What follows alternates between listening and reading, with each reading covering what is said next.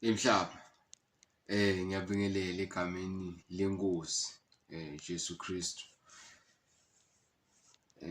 lo wehle ezulwini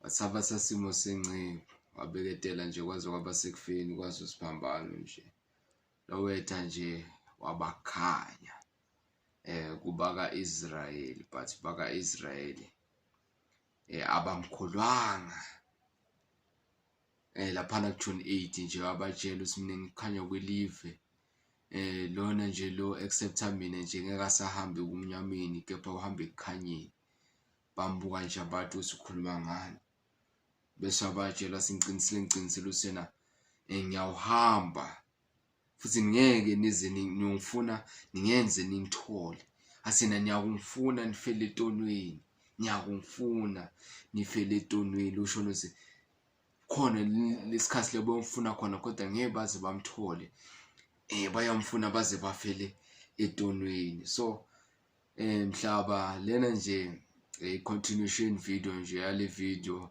angisengayiniki title ngicela ukurecorda nyalo but ikhuluma ngokuthi esikhona uNkulunkulu lesingamadi so nginda le video lena just nje ukuthi ngizame ukunibonisa nje bazalwane ukuthi ubona njani ukuthi wena wakhe kuNkulunkulu lo nguye yini because sebaningi impela boNkulunkulu la ngaphandle baningi lesengibabonile nje labanye bede naye Jesu nokuba na Jesu nje kwathiwa ukuthi uNkulunkulu nje mina ngokwami nje uNkulunkulu lo ngenaye Jesu akusinkulunkulu.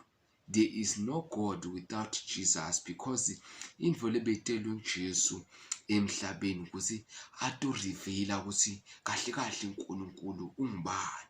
Yabona ukuthi wonke ama attributes aNkulunkulu beka kuJesu asena lobone mina sombonile babe. Yabona ukuthi without Jesus there is no God. Angilifunze livesi lesho lokho nje Matewu lapho Jesu alona nje abonga khona nje uNkulunkulu ngalendvo lena ukuthi akekho lo wathi uNkulunkulu ngaphandle kwaJesu. Asifunze le kuMatewu chapter 11 verse 25 so ugcina ku verse 8 nje yabona uthi yena Jesu ngaleso sikhathi Jesu wakhuluma wathi ngiyabonga babe inkosi yelizulu nemhlaba ngoba ukufihlile lokhu kulabahlakaniphile nalabanekuconza wakwembula kulabo lababantwana. Yebo baba ngoba kwaba kuhle ebusweni bakho uthi kube njalo konke ngikuphiwa nguBabe kude latiko indvodzane ngaphandle kweyise kaze futhi kude lo matiko uyise ngaphandle kwendvodzane nalowo indvodzane lethandza kumembulela yena utani kimi. Yabona so yasho nje Jesu ukuthi akekho lomunye umuntu lo ngathi uNkulunkulu babe ngaphandle kwami. Yabona mina ngindlela neliciniso nekuphila akekho longaya kubabe ngaphandle kwami. So zama ukukhombisa lokho Jesu ukuthi there is no God without Jesus. Nje mina angimadi nje uNkulunkulu ngaphandle kwaJesu. And then usena utani kimi nine nonke lenikhathele nalinisinzwa imthwale ngidani phumuda bekani lijoko lami bekani ijoko lami etikweni nifunze kimi ngoba mina ngimnene ngithobekile ngenhlitiyo khona niyathola kuphumula kwemphefumulo yini ngoba lijoko lami lilula nemthwalo wami awusizi. Angilifunze kuLuka 10 yabona la still Jesu ubeka kona ukuthi there is no God without Jesus. So abuke wena sengiyaqala nje ngibeke i-distinction yeqala nje ukuthi uma lo uNkulunkulu wakhe kuye mfowethu enganayo Jesu ayilungisa mfowethu. There is no God without Jesus because manje abantu bahambe batentela boNkulunkulu babo. Yabona nje lo manje ayithume uNkulunkulu wathathwa uNkulunkulu utakwentela lokhu uNkulunkulu akubusisa uNkulunkulu wathathwa wathi ngabona nje uthi pleasure ngo-1000 uNkulunkulu utakwentela sibusiso. Hayi Jesus simboni nje uma ngamboni Jesu mfowethu hlola kabili mfowethu. So angilifunze lana le vision ubani Luka asengibuka reference futhi Luka 10 verse 21.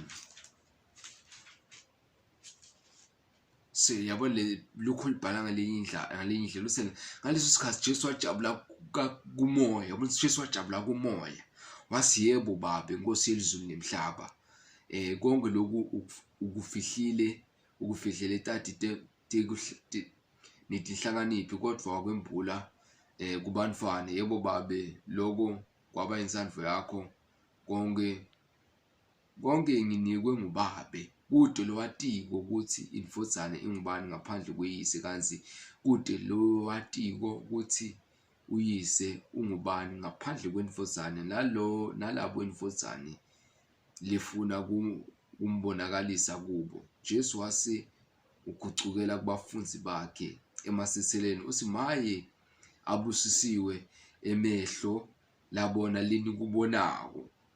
Ngiyanitshela ngithi baprofeti nemakhosi lamanyenti abefisa kubona lokhu leni kubonako kodwa abakubonako, bebafuna nekuva lokho leni kuvako kodwa abazange bakuve. Yabona lana Jesu sokhuluma ngayo la ukuthi abafundzi bakhe babusisiwe because yena babe nechance yokumbona Jesu, babe nechance yokumbona into letinto letakhuleka kubaba nje. And then so that's why nginalana ngicale ngayenda le video ecala ukuthi sikholwa nje uNkulunkulu lesingamathi.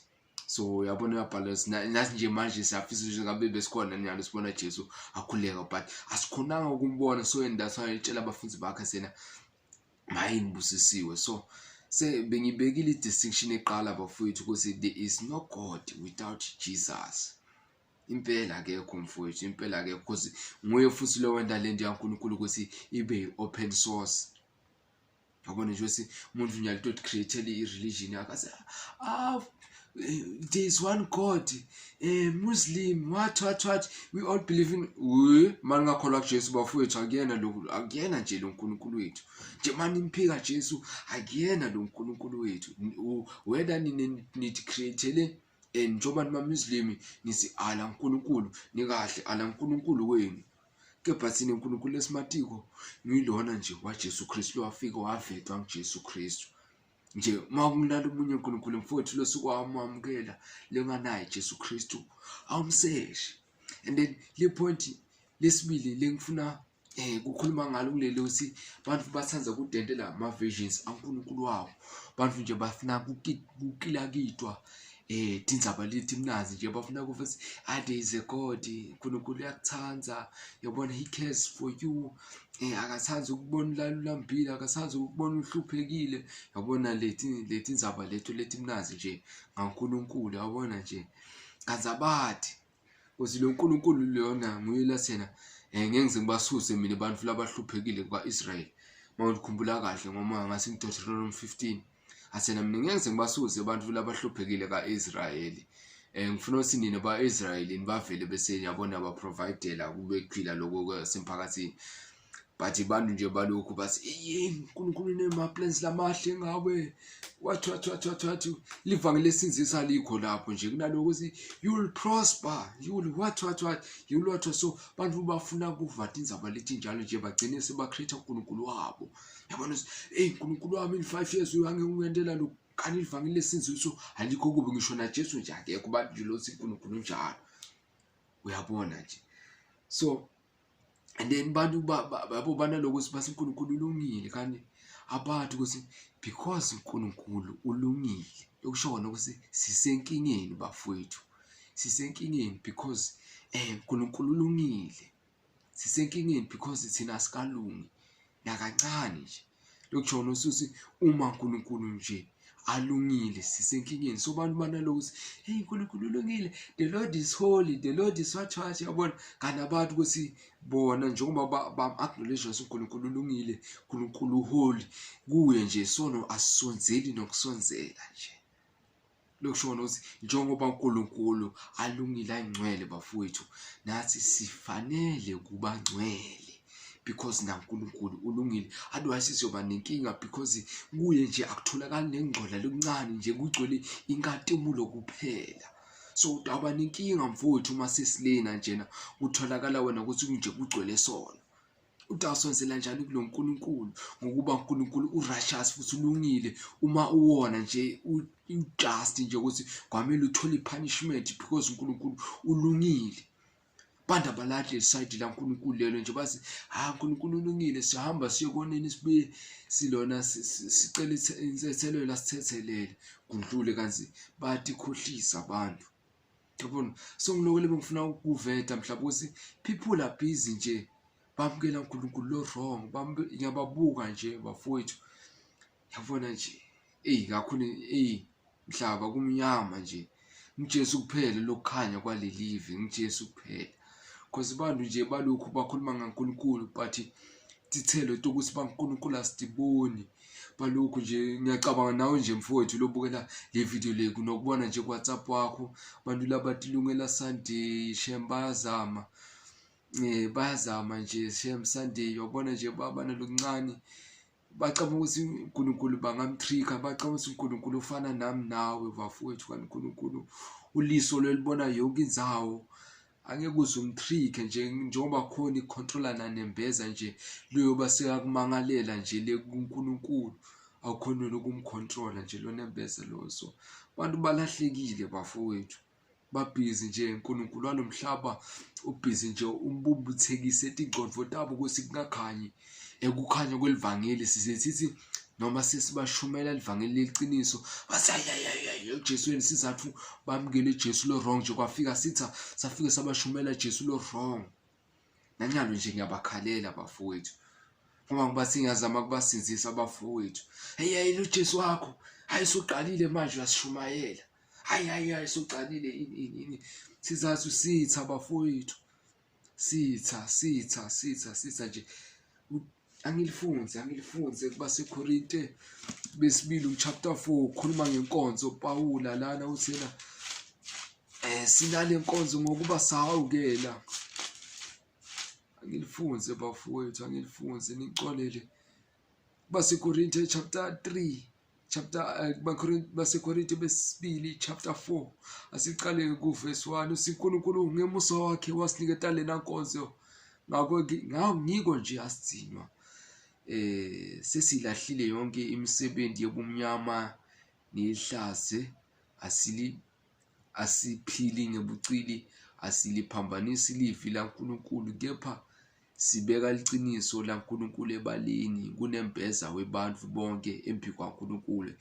Lento yabhalusene kepha nangabe livangeli lethu lifihlakele kuphela kulabo labalahlekako ngobe kubo labangakholwa uNkulunkulu walomhlaba umpumputhekise etingqondo tabo kuze kungasi kubo kukhanya kwelivangeli nenkatumulo yaKristu lo futhi uNkulunkulu. Yabona ukuthi uyabhala lana Pawulo sithi sinale nkonzo ngokuba sina uma kwesivangeli lethu bafowethu lesilamukelile libonakala nje lihlanya ebantwini abaningi because uNkulunkulu wabo nje umbubutheke sekisetingqondo tabo they think they know better kanti abadi ukuthi abadi bafowethu abadi ukuthi abadi nje ukuthi uyasho na Jesu nje makakhuluma laphana the sermon in the mount inetinyalikhohla lelivesi kepha uyachubeka laphana si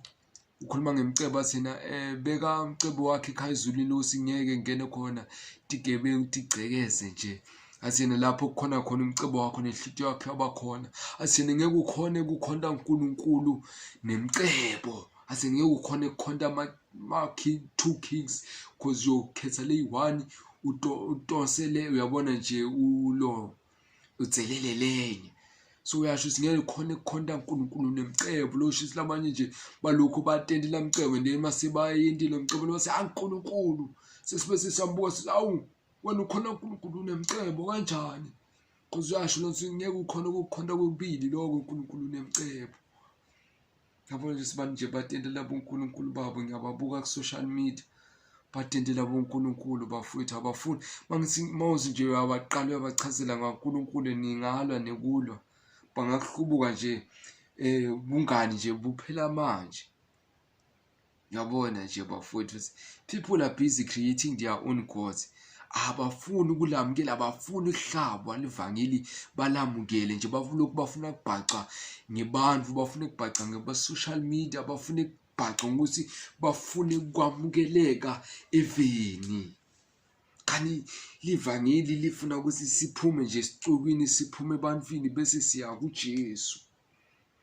Ngilo livangeli lesalamukela bafowethu, ngilo livangeli laJesu leli ukuthi umuntu nje aphume ebantwini aye kuJesu atiyele yena. Ngokuba kusinziswa igroup, akusinziswa abangani, kepha kusinziswa umuntu bafowethu. So ngiyancela nawe lolubukelako bafowethu, ungapheli imandla nje ngekuzama kubatshela abantu nje ngalo uNkulunkulu losinzisanako.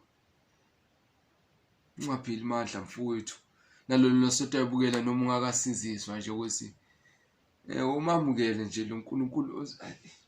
Kodwa lana kuleli Bhayibheli kwaseKorinte besibili futhi chapter 3 ukhuluma ngayo lona Pawula lena nkonzo, uyasho uqala ubeka i-example ngabaka-Israyeli ukuthi baka-Israyeli ingakho nanyalo nje solo nje Jesu bayamphika ingoba Mose wathi makabuye entsabeni iSinayi abuya nje ade bafundzela imithetho, wabuya nje nenkazimulo elikhulu, bangakhoni ukumbuka bathi hayi akasalambonywa lo muntu lo nje thina sikakhona ukumbuka.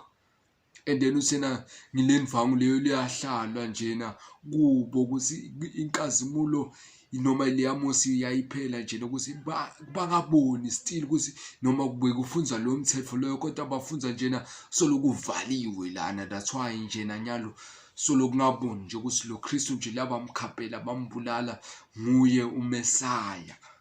So nendendane uyasina usena le nkonzo lakhuluma ngayo lena, usena le nkonzo ukuthi umuntu uma asinziswa Jesu Kristu uyayisusa le mvangi leyo ebusweni bakhe, bese ubona inkazimulo kaNkulunkulu ebusweni baJesu Kristu. Yabona ukhuluma ngayo Pawula lena nkonzo, usena sinale nkonzo leyo, hayi le nkonzo lesiyibona kunamuhla esihlangana every Sunday kuhlangana emabandla nani, kepha ukhuluma ngale nkonzo le ukuthi sinayo le nkonzo ngokuba sahawukelwa.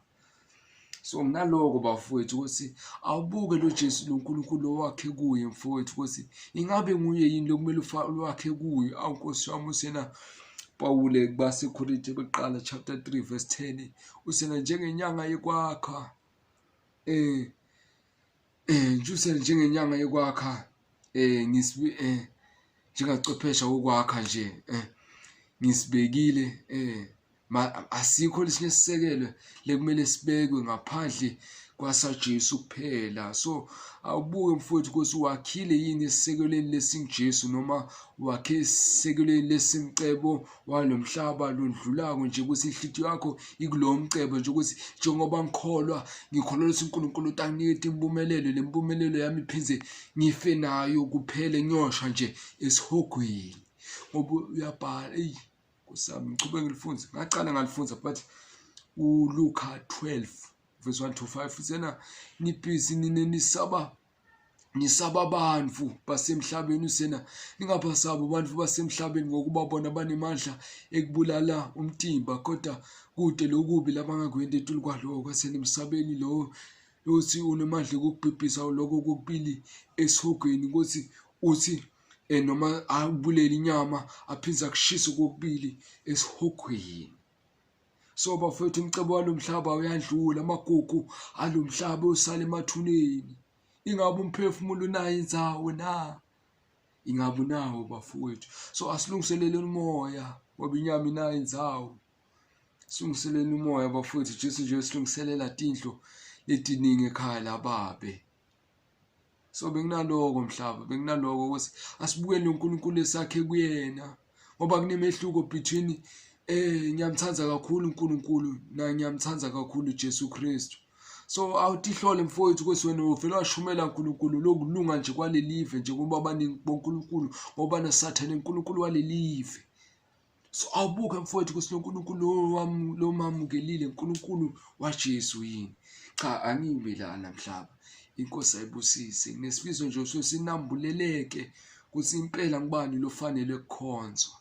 igama lenkosi Yesu Kristu lingumfeli wethu lobusakho kuze kube phakade. Amen.